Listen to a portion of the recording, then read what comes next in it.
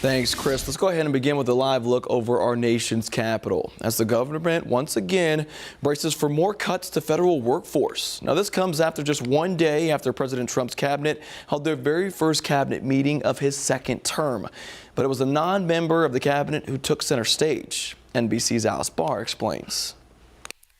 Good morning, Megan and Miles. Elon Musk joined that cabinet meeting and spoke at length about his efforts to slash federal spending, with President Trump backing the spending and workforce cuts. President Trump hosting the UK Prime Minister today at the White House as a battle over foreign aid reached the Supreme Court overnight.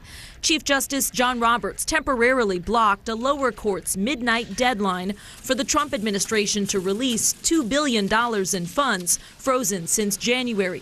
Foreign aid groups had sued to continue their work and pay already due vendors. The Supreme Court weighing next steps, asking both sides for more information by tomorrow. We put together a great cabinet.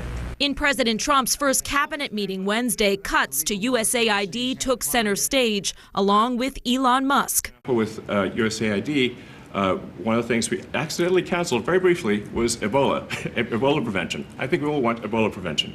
So we restored the Ebola prevention immediately, and there was no interruption. What Elon Musk said today was just categorically untrue. Dr. Craig Spencer, who survived Ebola in 2014, tracks outbreaks around the world and says people who would normally set up border screening to do the contact tracing on the ground, they're not getting paid. President Trump defended deep spending cuts as NBC News obtained a new budget office memo giving agency heads 2 weeks to submit plans for mass layoffs. We're cutting down the size of government. We have to. We're bloated.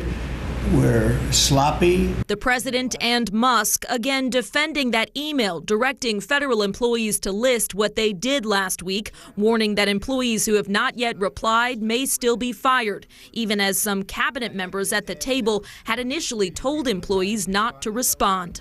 Musk described those emails as a pulse check and said if an employee's work is too sensitive to describe, they can say that. That as the White House chief of staff fielded questions from Senate Republicans who are hearing growing concerns from their constituents about Musk's approach to government downsizing. In Washington, Alice Barr, WCNC, Charlotte.